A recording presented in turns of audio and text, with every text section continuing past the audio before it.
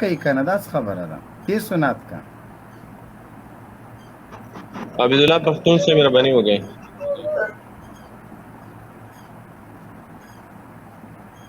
مائک دی باندې عبدالله محترم مایک دې بند ده مایک دې بند ده عبدالله مایک دې خلاص ده السلام علیکم وعلیکم سلام جنرال صاحب کا تو قاری صاحب سلامونه نیکی هیله مې قبول کړئ وعلیکم سلام قاری صاحب جنرال صاحب ته مې یو پوښتنه دا وه چې موږ څنګه کولی شو په تاسو باندې باور وکړو چې که چېرته تاسو له الله پاک تسلط درکړو انشاءالله کېږي ځکه افغانستان یو ولټار شوی هېواد ده او انشاءالله چې اسلامي امارت یا کوم بل ګوند یا کوم بل حال به موږ د الله او د الله د رسول قانون پلي کول دي نو موږ څنګه باور کولی شو ستاسو په دې ګوند باندې چې دغه جوماتونو کې دغه سړکونو کې دا بمونه شریکولی کېږي لایف خپرونه در سره شیر کوي ملګرو لایف خپرونه شیر کوي ښه مهرباني قاری صاحب ما غږولی هو غږ دې راځي مهرباني وکړه سوال دې مکمل کا دا به قاري صاحب مایک خلاص کې جواب به درکړي موږ څنګه په تاسو باندې باور کولی شو چې آینده کې دغه حکومت تاسو ته ورسپارلی شي یا کوم جوړجاړی وشي دغه بمونه چې لیدول کېږي دغسې په ټوکې کې چې چا موږ باور لرو او نه په تاسو باندې باور کولی شو نو موږ تاسو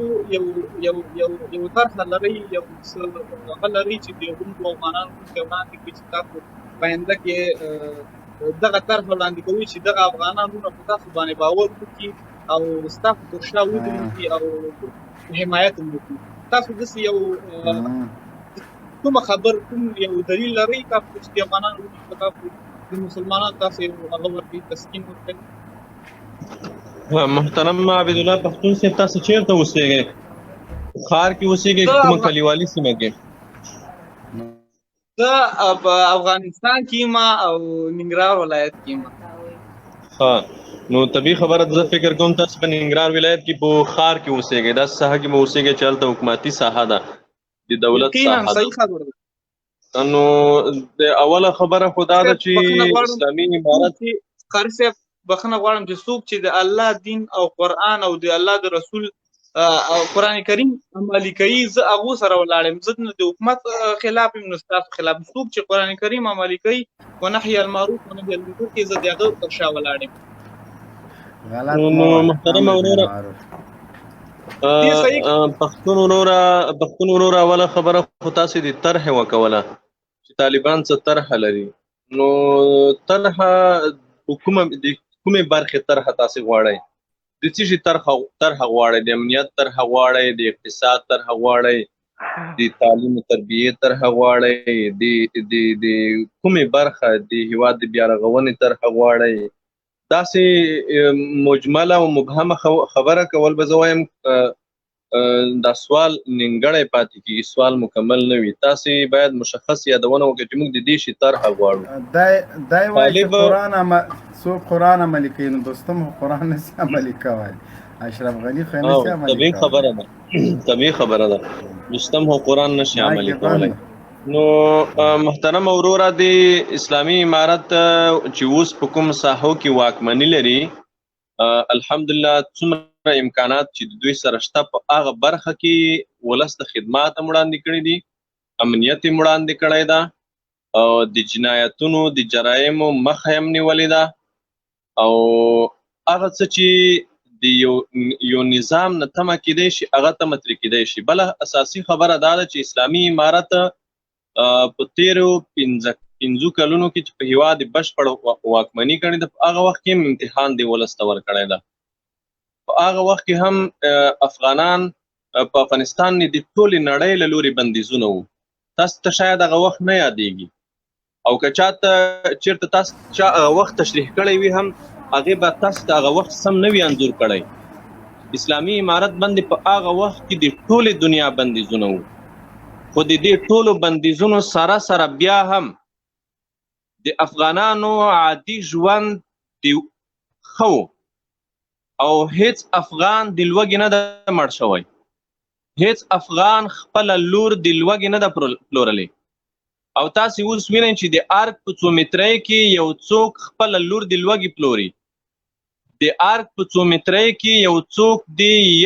یخنۍ نه مړ کیږي، یو څوک د یخنۍ نه وژل کیږي د ارګ په 100 مترۍ کې. دغه حالت د افغانانو نه و هغه وخت کې. افغانستان کې امن و. یوه خبره دا ده چې هغه آنی حرکت، هغه زمانی حرکت، هغه آنی و زمانی پرمختګ چې اوس شوی ده طبیعي خبره ده. دا 100 کاله پخوا د موږ په ګاونډ کې په نور ډېره نړۍ کې هم نه و. موږ په خپل ګاونډ پاکستان کې هم 100 کاله پخوا د موبایل سیستم نه درلود. په هغه هیواد کې هم پخوا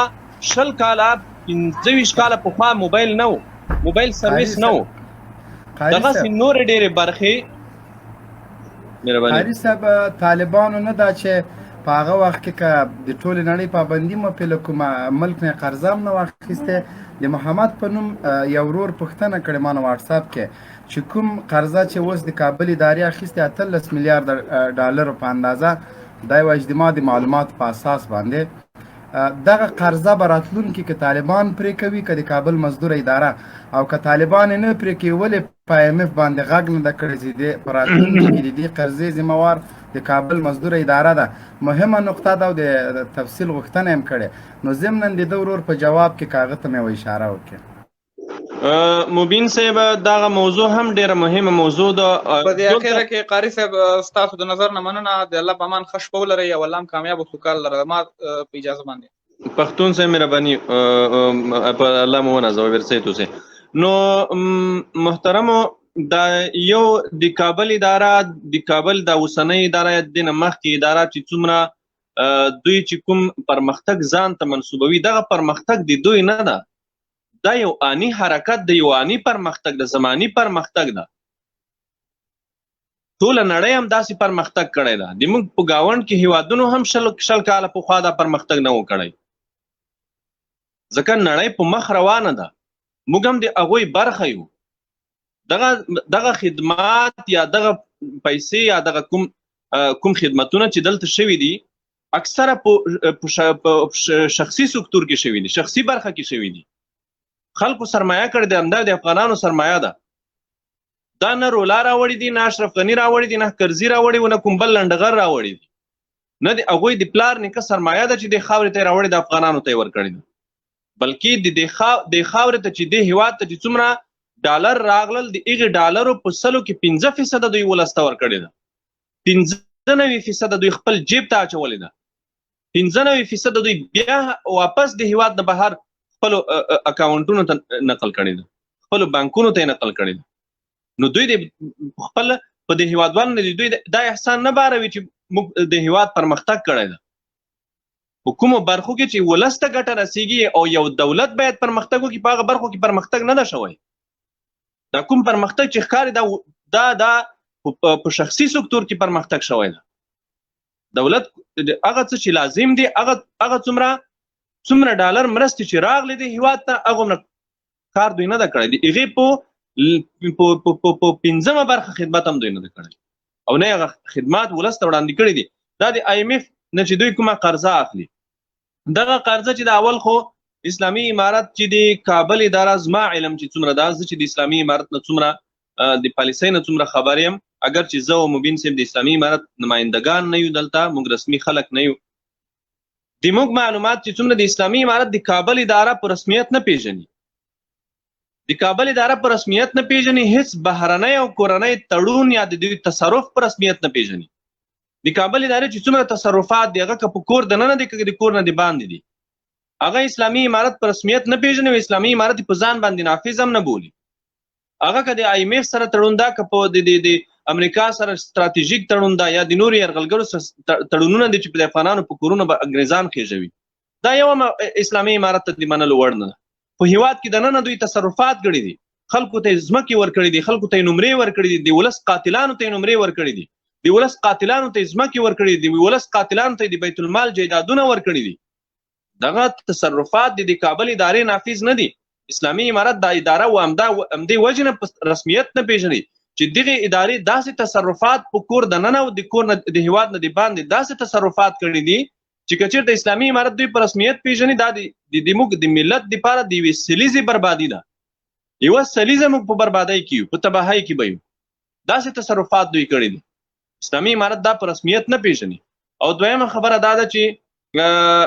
د IMF په باره کې د پور په باره کې تحقیقات روان دي. د پور په باره کې څېړنه روانه ده چې دا موضوع کومه ځایه دقیقه ده او څومره قرض دوی اخیسته ده، د کومې برخې دپاره اخیسته ده. نو شاید اسلامي امارت په دې اړه تصمیم لري او په راتلونکي ورځو کې یو څه څرګند شي. خو یو څه چې واضح دی هغه دا دی چې اسلامي امارت دا اداره په رسمیت نه پیژني، نه یې دې نه پخوا اداره په رسمیت پیژندله او نه په بین المللي او د ملګرو ملتونو په قوانینو او په اصولو کې دغه اداره یې دې نه پخوا اداره دا رسمي او قانوني اداره ده، قانوني نظام نه ده. ځکه دا د اشغال په سیوره کې د امریکایانو د احتلال په سیوره